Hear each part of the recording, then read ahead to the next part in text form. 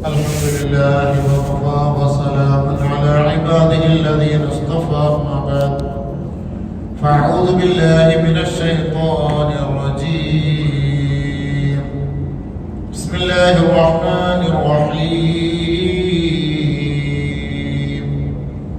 الحج أشهر معلومات فمن فرض فيهن الحج فلا رفث ولا فسوق ولا جدال في الحج وما تفعلوا من خير يعلمه الله وتزودوا فإن خير الزاد التقوى واتقون يا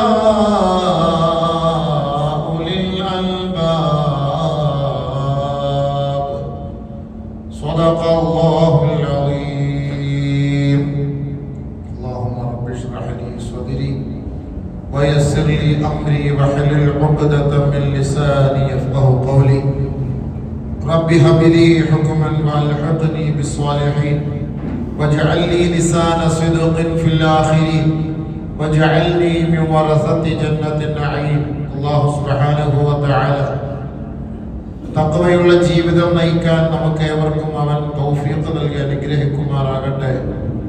ശാരീരികമായ മാനസികമായ എല്ലാ വിഷമങ്ങളും പ്രയാസങ്ങളും രോഗങ്ങളിൽ നിന്ന് പൂർണ്ണമായി അള്ളാഹു ആഫിയത്ത് നൽകി അനുഗ്രഹിക്കുമാറാകട്ടെ. ചെയ്തു പോയ തെറ്റുകുറ്റങ്ങൾ വലുതും ചെറുതുമെല്ലാം അള്ളാഹു അവന്റെ ഔദാര്യം കൊണ്ട് വിട്ടുപുറത്തു മാപ്പാക്കുമാറാകട്ടെ.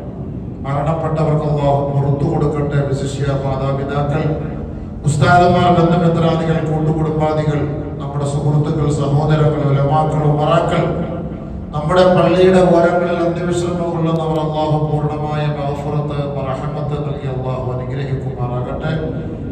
ഈ ലോകത്ത് നിന്ന് വിട പറയുന്ന സമയം കലിമ ചൊല്ലി സന്തോഷത്തോടുകൂടി സ്വർഗം കണ്ട് ചിരിച്ചു മരിക്കുന്ന സജ്ജനങ്ങളിൽ അള്ളാഹു നമ്മളെ ഉൾപ്പെടുത്തുമാറാകട്ടെ. റഹ്മത്തിക യാ അർഹമർ റഹീം. ബഹുമാനമുള്ള സഹോദരങ്ങളെ, പരിശുദ്ധമായ ഹജ്ജിന്റെ മാസമാണല്ലോ. ഹജ്ജ് ഇസ്ലാമിന്റെ ഏറ്റവും വലിയ ഒരു സംസ്കാരത്തിന്റെ ചടങ്ങ്. ഇസ്ലാമിക സംസ്കാരം, അതിന്റെ പൂർത്തീകരണമാണ് പരിശുദ്ധമായ ഹജ്ജ്. ഒരാളെ സംസ്കരിച്ചെടുക്കലാണ് ഹജ്ജ് കൊണ്ട് അള്ളാഹു ഉദ്ദേശിക്കുന്നത്. ശാരീരികമായ മാനസികമായ എല്ലാ മാലിന്യങ്ങളിൽ നിന്ന് ഒരു മനുഷ്യനെ സംശുദ്ധീകരിക്കലാണ് പരിശുദ്ധമായ ഹജ്ജ് കൊണ്ട് അള്ളാഹു ഉദ്ദേശിക്കുന്നത്. പൂർണ്ണമായി ഒരാളെ സംസ്കരിച്ചെടുക്കുക. സംസ്കാരശൂന്യരായ ജനതയെ സംസ്കാര സമ്പന്നതയിലേക്ക് എത്തിക്കുന്നതിനും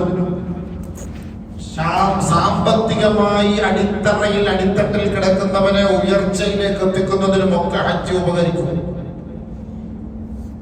പരിശുദ്ധമായ ഇസ്ലാമിന്റെ പഞ്ചസ്തംഭങ്ങളിലെ അവസാനത്തെ ഘട്ടം എന്ന നിലയിൽ ഹജ്ജ് പൂർത്തിയാക്കുമ്പോൾ ആ വ്യക്തിക്ക് അള്ളാഹുവുമായി അഭേദ്യമായ ഒരു ബന്ധം അള്ളാഹു നിലനിർത്തുകയാണ്.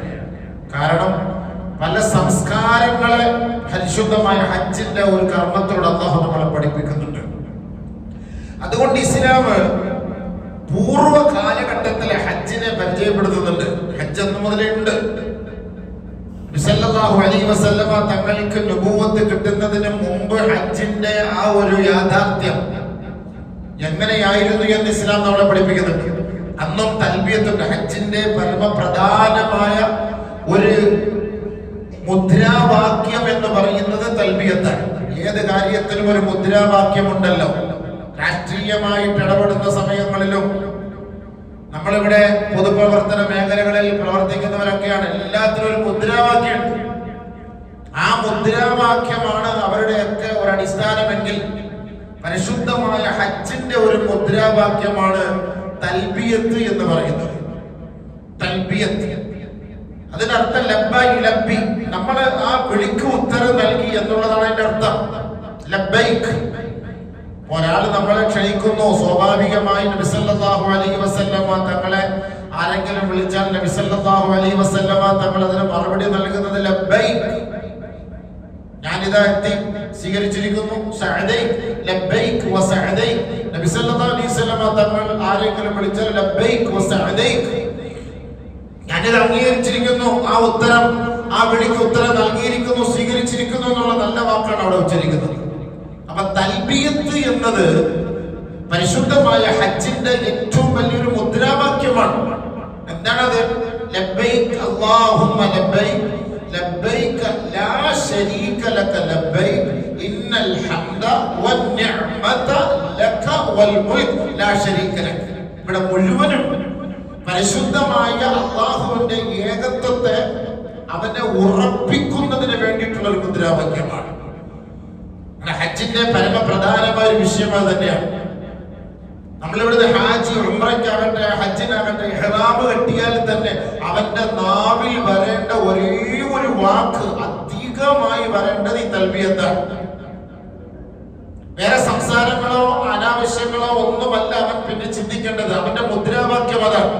ഒരു സമരത്തിൽ ഇറങ്ങി, സമരമുറയിലേക്ക് ഇറങ്ങി, നടുറോഡിൽ ഇറങ്ങിയാൽ അവൻ മുദ്രാവാക്യം എത്രത്തോളം ആഘോഷത്തോടെ അവൻ വിളിക്കുന്നത് പോലെ അള്ളാഹുവിനെ കണ്ടെത്താനുള്ള പുറപ്പാടാണ്. അതുകൊണ്ട് ഇവന്റെ ആ വിളി ഭയങ്കരമായിരിക്കണമെന്നാണ്. കാരണം ഇവന്റെ വിളിക്ക് ആ മരങ്ങൾ പോലും ഉത്തരം നൽകണം. ആ രീതിയിൽ ഇവന്റെ വിളി ഭയങ്കരമായിരിക്കണം. ലബ്ബൈക് അല്ലാഹുമ്മ ലബ്ബൈക്. അല്ലാഹുവേ നിന്റെ വിളിക്ക് ഉത്തരം നൽകി. ലബ്ബൈക് ലാ ശരീക ലക്. ഒരിക്കലും നിനക്ക് ഞാൻ എതിര് പ്രവർത്തിക്കൂല. അതാണ് ശിർക്ക് വെക്കൂല, ഒരു തെറ്റ് ചെയ്യൂല എന്നല്ല. ഇവിടെ ഏറ്റവും വലിയൊരു മുദ്രാവാക്യം മനസ്സിലാക്കേണ്ടതാണ്. ശിർക്ക് വെക്കൂല. ലാ ശരീക ലക് ലബ്ബൈക് അല്ലാഹുമ്മ ലബ്ബൈക് ലബ്ബൈക് ലാ ശരീക ലക്. ഒരിക്കലും നിനക്ക് ഞാൻ ശിർക്ക് വെക്കൂല. അല്ലാഹ് എത്ര വലിയൊരു വാക്കാന്നറിയത്. നമ്മൾ ഹജ്ജിന് നമ്മൾ പോകുമ്പോ അതിന് മുമ്പേ നമ്മുടെ മനസ്സിനെ നമ്മൾ പൊരുത്തപ്പെടുത്തി അള്ളാഹുവായിട്ട് ബന്ധപ്പെടുത്തി പടച്ചവനായിട്ടുള്ള ഒരു കണക്റ്റിംഗ് അത് നിലനിർത്തുന്നതിനുള്ള ഒരു ഏറ്റവും വലിയൊരു മുദ്രാവാക്യമാണിത്. അത് ഇവിടെ വെച്ച് ഉറപ്പിച്ചിട്ടുണ്ട്. ഓരോരുത്തർക്ക് ഇതിന് അർത്ഥം അറിയാതെ വരികയും തൽബിയത്തിലേക്ക് കൊണ്ടേ പോകും. എന്താണ് ഈ സംഭവം എന്നുള്ളത്? ലാ ശരീക ലക്. നീയല്ലാതെ ഒരു ഇലാഹ് ലോകത്തിലില്ല പടച്ചവന്. സഹായി, രോഗശിഫ, രോഗത്തിന്റെ പരിഹാരം, പ്രശ്നങ്ങളുടെ പരിഹാരം എല്ലാം നീയല്ലാതെ മറ്റാരുമില്ല റബ്ബേ. നീയാണ് ഞങ്ങളുടെ സൃഷ്ടാവ്. നമ്മൾ എന്ത് പ്രശ്നങ്ങൾക്ക് നമ്മൾ അടിമപ്പെട്ടാലും അവസാനം പോയെത്തുന്നത് അല്ലാഹുവിന്റെ മുന്നിലല്ലേ? ആരെല്ലാം ഏതെല്ലാം പ്രശ്നങ്ങൾക്ക് ആരുടെയൊക്കെ മുന്നിൽ പോയാലും അവസാനം പോയെത്തുന്നത് അല്ലാഹുവിന്റെ മുന്നിലല്ലേ? അല്ലേ? നമ്മൾ ചിന്തിക്കണം.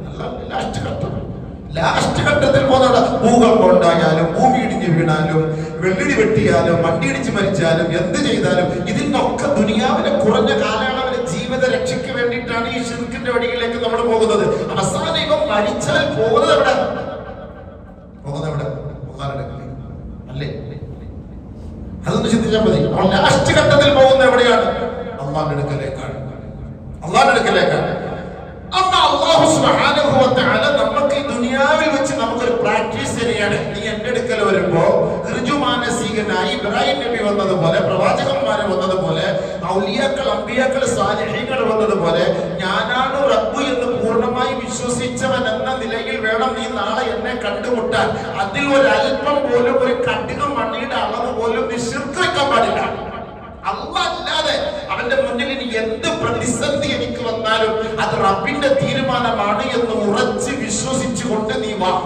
അതാണ് ഈ തൽബിയത്തിന്റെ യാഥാർത്ഥ്യം എന്ന് പറയുന്നത്. ലാ ശരീക ലക ഇന്നൽ ഹംദ വന്നിഅമത ലക വൽ മുൽക്. അധികാരവും ആഘോഷവും അനുഗ്രഹങ്ങളും ഹംദും സ്തുതിയും സ്തുതികീർത്തനങ്ങളും പ്രകീർത്തനങ്ങളും സങ്കീർത്തനങ്ങളും എല്ലാം നിനക്ക് മാത്രമല്ല. ചിന്തിക്കണം. ചില ആളുകൾ അധികാരത്തിന് വേണ്ടിയിട്ട് രാഷ്ട്രീയ പാർട്ടി അടുത്തൊക്കെ പോലും ഇങ്ങനെ പോക്കുമ്പോ മന്ത്രിയെല്ലാം പോകുന്ന പോക്കൊക്കെ കണ്ട അള്ളാഹു പോലും ഇല്ല എന്നാലോചിച്ചു. ആളുകളൊക്കെ ഇത്രയും പോക്കേണ്ട ആവശ്യമുണ്ട്.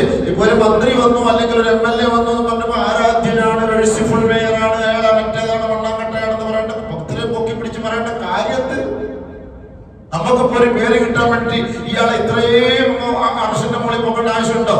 നമ്മൾ പെട്ട ഈ ദീനി ബോധമുള്ളവര്, ചിലപ്പോ പള്ളിയിൽ ജമാഅത്തിൽപ്പെട്ടവര്, അല്ലെങ്കിൽ കമ്മിറ്റി ഭാരവാഹികള്, അല്ലെങ്കിൽ അതുപോലുള്ള ആളുകള്, നമ്മുടെ ഒരു മന്ത്രി വന്നു അല്ലെങ്കിൽ ഒരു MLA വന്നു, മുഖ്യമന്ത്രി വന്നു, പ്രധാനമന്ത്രി വന്നു, അള്ളാഹുവിന്റെ സ്ഥാനത്ത് ആ പരിസരത്ത് പോലും എത്താനില്ലല്ലോ.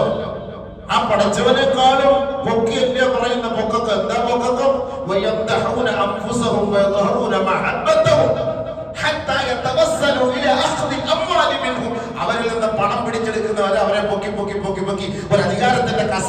ചെയ്യുന്നവർ അവരെ പൊക്കി പൊക്കി പൊക്കി മൗലൂദ് ഓതി മദഹ് ചൊല്ലി അന്ന് അർശിന്റെ മുകളിൽ കൊണ്ടുവയ്ക്കും. ആവശ്യമുണ്ടോ? അതിന്റെയൊക്കെ ആവശ്യം നമുക്കെന്ത് അതിന്റെയൊക്കെ ആവശ്യം? നമ്മളത് കറക്റ്റാണ് നമ്മൾ ചിന്തിക്കേണ്ടത്. എന്തിനാ ആവശ്യമില്ലാതെ പൊക്കാൻ പോണത്? പൊക്കാൻ അല്ലാഹുവിന്റെ ഇന്നൽ ഹംദ് ആർക്കാണ്? അല്ലാഹ്. അൽഹംദുലില്ലാഹി റബ്ബിൽ ആലമീൻ. അല്ലാഹുവിന്റെ ഉയിര് തന്നത്, അല്ലാഹുവിന്റെ റിസ്ക് തന്നത്, അല്ലാഹുവിന്റെ വീട് തന്നത്, അല്ലാഹുവിന്റെ ശിഫ തരുന്നത്, അല്ലാഹുവിന്റെ രോഗം തന്നത്, അവനല്ലേ ഇത് മാറ്റിമറിക്കുന്നത്, അല്ലാഹുവിന്റെ മക്കളെ തന്നത്, അല്ലാഹുവിന്റെ നമ്മളെ നാളെ മരിപ്പിക്കുന്നത്, അല്ലാഹുവിന്റെ നാളെ കൊണ്ടുവന്നത്, അല്ലാഹുവിന്റെ വീടായ കഅബയിലേക്കല്ല നിങ്ങൾ ക്ഷണിക്കുന്നത്. അല്ലാഹു റബ്ബുൽ ഇസ്സത്ത് ഹയ്യുൻ ഖയ്യൂം. നിതാന്ത ജാഗ്രതയോടെ നിത്യ ചൈതന്യമായി നിലനിൽക്കുന്ന പടച്ച തമ്പുരാൻ. ലോകം അവസാനിച്ചാലും അല്ലാഹു റബ്ബുൽ ഇസ്സത്ത് നിലനിൽക്കുമെന്ന് ഖുർആൻ കൊണ്ട് ഹദീസ് കൊണ്ട് നമുക്ക് സ്ഥിരപ്പെട്ടെങ്കിൽ ആ മലിക്കുൽ ജബ്ബാറായ അല്ലാഹു റബ്ബുൽ ഇസ്സത്തിന് ഒരു പോറലും ന്യൂനതകളും ഉണ്ടാവുകയില്ല എന്നത്. ലാ തഅഖുദുഹു സിനത്തുൻ വലാ നൗം. ഉറക്കമോ തൂക്കമോ അസ്വസ്ഥതയോ അസ്വാഭാവികമായ എന്തെങ്കിലുമോ ഒന്നും അല്ലാഹു സംഭവിക്കുകയില്ല എന്ന് വളരെ വ്യക്തമായി നമ്മൾ പഠിച്ചിരിക്കെ നമുക്ക് ഹംദും അല്ലാഹുവിനു അവന്റെ പ്രകീർത്തനങ്ങളൊക്കെ അവന് തന്നെ അർപ്പിച്ച പോലെ എന്തിനു പിന്നെ വേണമെങ്കിൽ പറയാം. ആദരണീയനായ നമ്മുടെ പ്രസിഡന്റ്, ആദരണീയനായ നമ്മുടെ MLA MP എന്നൊക്കെ പറഞ്ഞ പോലെ ആരാധ്യനായ എന്ന് പറയേണ്ട ആവശ്യമുണ്ടോ? അതിന്റെ ആവശ്യമുണ്ടോ? ആദരണീയനാണെങ്കിൽ ഒരു വാക്ക് ഉപയോഗിക്കാം. ആരാധ്യൻ എന്ന് പറയാൻ പാടില്ലല്ലോ. നമ്മൾ ചിന്തിച്ചു നോക്കേണ്ടതാണ്. അതുകൊണ്ടാണ് അല്ലാഹ് പ്രത്യേകമായി മുദ്രാവാക്യം ഉറപ്പിച്ച് പറയാൻ പറഞ്ഞത്. ഹാജിമാർ ലബ്ബൈക അല്ലാഹുമ്മ ലബ്ബൈക ലബ്ബൈക ലാ ശരീക ലക ലബ്ബൈക ഇന്നൽ ഹംദ വൻ നിഅമത ലക കണ്ട വൽ മുൽക്ക് നിനക്കാണ് ഈ ഹംദ് നിഅമത്ത് മൊത്തം. വേറെ ആർക്കും അവകാശമില്ല. നമ്മൾ നിന്നെ പുകഴ്ത്താവുന്ന അർത്ഥം. اللهم لك الحمد كله ولك الشكر كله وإليك يرجع الأمر كله علانيته وسره لك الحمد في الإسلام ولك الحمد بالإيمان ولك الحمد بالقرآن. എല്ലാം അല്ലാഹ് തന്നെ. ജാഹിലിയ കാലഘട്ടത്തിൽ ഇതിന് വിപരീതമായിട്ട് ഇടക്കൂടെ കുറച്ച് കുത്തിക്കെട്ടി. നമ്മുടെ നാട്ടിൽ കുത്തിക്കെട്ടുന്ന പോലെ ഇടക്കൂടെ കൊണ്ട് കുറച്ച് കുത്തിക്കെട്ടി.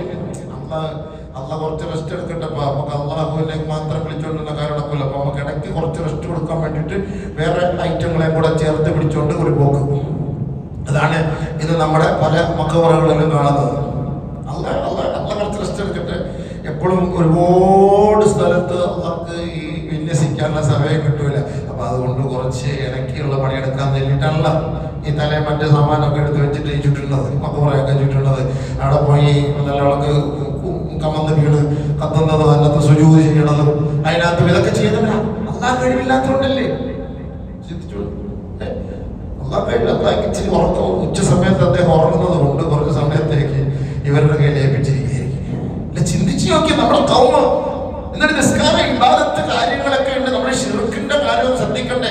അല്ലാഹു സുബ്ഹാനഹു വ തആല റസൂലുള്ളാഹി തങ്ങളെ ഉത്തരവാദിത്തം ഏൽപ്പിച്ച് സമുദായത്തിന് തിരുത്തി കൊടുത്തു. അവരെ വിളിച്ചു കാനു യഖൂലുൽ മുശ്രിക്കീന കാനൽ മുശ്രികൂന യഖൂലൂൻ ലബ്ബൈക അല്ലാഹുമ്മ ലബ്ബൈക ലബ്ബൈക ലാ ശരീക ലക ലബ്ബൈക ലബ്ബൈക അല്ലാഹുമ്മ ലബ്ബൈക ലബ്ബൈക ലാ ശരീക ലക ലബ്ബൈക ഇല്ലാ ശരീകൻ ലക ഹുവ ലക ഇല്ലാ ശരീകൻ ഹുവ ലക വമാ വതംലികുഹു വമാ മലക. നീ അല്ലാതെ ആരാധ്യനില്ല, നിനക്ക് സഹായിയായ ഒരാളെയും കൂടെ ചേർത്ത് ഞങ്ങൾ നൽകിയെത്തിയുള്ളൂ. അള്ളാഹ് അസിസ്റ്റന്റ്, പ്രൈവറ്റ് സെക്രട്ടറി, അള്ളാഹ് പ്രൈവറ്റ് സെക്രട്ടറി അല്ലാതെ വെച്ച് മുശ്രിക്കുകൾ. നമ്മൾ പണിയെടുക്കുന്ന അള്ളാഹ് പ്രൈവറ്റ് സെക്രട്ടറി ആക്കി വെച്ച് അള്ളാഹ് സമയമില്ലാത്തത് കൊണ്ട് നമ്മുടെ ആവശ്യമുള്ള പ്രൈവറ്റ് സെക്രട്ടറി ആയിരിക്കും. പ്രൈവറ്റ് സെക്രട്ടറി അങ്ങോട്ട് അല്ലേ? ചിന്തിച്ചു നോക്കി. നമ്മൾ ചിന്തിച്ചു നോക്കണം നല്ലപോലെ. ഇത് ആഖിറത്തിന്റെ വിഷയമാണ്, ഈമാനിന്റെ വിഷയമാണ്. ഇതിനകത്ത് മസലകൾ കണ്ടെത്തിയിട്ട് കാര്യമില്ല. അത് അള്ളാഹുമായിട്ടുള്ള ഒരു ബന്ധമാണ്, പടച്ചവനുമായിട്ടുള്ള ഒരു ബന്ധമാണ്, അള്ളാഹുമായിട്ടുള്ള ബന്ധമാണ്. നമുക്ക് നമ്മുടെ റബ്ബ് എല്ലാം നമുക്ക് സാധിച്ചു തരും എന്നിരിക്കെ നമ്മൾ നമ്മുടെ റബ്ബിനോട് പറയേണ്ട, റബ്ബിനോടുള്ള ഉത്തരവാദിത്തങ്ങൾ നമ്മൾ മറ്റുള്ള രീതിയിൽ മറ്റു മതക്കാർ മുശ്രിക്കുകൾ ചെയ്യുന്നത് പോലെ നമ്മൾ വെച്ചേണ്ട ആവശ്യമുണ്ടോ? അങ്ങനെ അല്ലാഹ് കഴിവില്ല എന്നല്ല എന്റെ അർത്ഥം. നഊദുബില്ല, അല്ലാഹ് കഴിവില്ല എന്നല്ല എന്റെ അർത്ഥം. ചിന്തിക്കുക സുഹൃത്ത്. അള്ളാഹ് മനസ്സിലാക്കാൻ നമുക്ക് തൗഫീഖ് തരട്ടെ. അള്ളാഹ് മനസ്സിലാക്കാൻ തൗഫീഖ് തരട്ടെ. ഇവിടെ മുശ്രിക്കീങ്ങൾ ചേർത്ത് വെച്ചു, ഇല്ലാ ശരീകൻ ഹുവ ലക്, നിന്റെ കൂട്ടുകാരൻ നിന്റെ കൂട്ടുകാരൻ അവനെയും കൂടെ ഒഴിച്ച് നിനക്ക് എല്ലാവിധ ആശംസകളും എല്ലാവിധ അനുമോദനങ്ങളും എല്ലാവിധ പ്രകീർത്തനങ്ങളും ഞങ്ങൾ സ്വീകരിക്കുന്നു. ഞങ്ങൾ പറയുന്നു. ആര് പറയുന്നു? മുശ്രിക്കീങ്ങൾ. അപ്പൊ അള്ളാഹ് അവിടെ ഇത് കേട്ടപ്പോ റസൂലുള്ളാഹി നിർത്തവിടെ, നിങ്ങളുടെ തൽബിയത്ത് നിർത്തവിടെ. റസൂലുള്ളാഹി സ്വല്ലല്ലാഹു അലൈഹി വസല്ലം പറഞ്ഞു, വേണ്ട, ലബ്ബൈക അല്ലാഹുമ്മ ലബ്ബൈക ലബ്ബൈക ലാ ശരീക ലക ലബ്ബൈക, അതോട് നിർത്തവിടെ. നബി സല്ലല്ലാഹു അലൈഹി വസല്ലം തങ്ങൾ അവരെ തിരുത്തി കൊടുത്തു, മനസ്സിലാക്കി കൊടുത്തു. കഅബയുടെ ചുറ്റുവട്ടാരത്തിൽ 360ഓളം വിഗ്രഹങ്ങൾ അതിന്റെ ഉള്ളിലുണ്ടായിരുന്നു. അതിന്റെ പരിസരത്ത് റസൂലുള്ളാഹി സ്വല്ലല്ലാഹു അലൈഹി വസല്ലം തങ്ങൾ ഇറങ്ങി വന്നിട്ട് അതിന്റെ സൈഡിൽ സൊറൈൻ പറഞ്ഞുകൊണ്ടിരുന്ന മുശ്രിക്കുകൾ അടുക്കലേക്ക് പോയി, ഇന്നകും വമാ തഅബുദൂന മിൻ ദൂനില്ലാഹി ഹസബു ജഹന്നം, നിങ്ങൾ ഈ അല്ലാഹുവിനെ അല്ലാതെ ആരാധിക്കുന്ന ഈ ബിംബങ്ങളുണ്ടല്ലോ, ഇത് ഹസബു ജഹന്നം, നരകത്തിന്റെ തീയാണ്. അല്ലാഹുവിനെ അല്ലാതെ നിങ്ങൾ ഈ ആരാധിക്കുന്ന ഈ ഒരു പേക്കോലം, നിങ്ങൾ ആ നരകത്തിലേക്കായിരിക്കും നിങ്ങൾ നാളെ വരേണ്ടത്. റസൂലുള്ളാഹി സ്വല്ലല്ലാഹു അലൈഹി വസല്ലം തങ്ങൾ സ്വഹാബ അവിടെ ഇരുന്ന മുശ്രിക്കീങ്ങളെ പോയിട്ട് പറഞ്ഞ് മനസ്സിലാക്കി കൊടുത്തു, നിങ്ങൾ എന്താണ് കാണിക്കുന്നത്? ഇന്നകും വമാ തഅബുദൂന മിൻ ദൂനില്ലാഹി ഹസബു ജഹന്നം, അല്ലാഹുവിനെ അല്ലാതെ നിങ്ങൾ ആരാധിക്കുന്നത് നിങ്ങൾ ഏറ്റവും വലിയ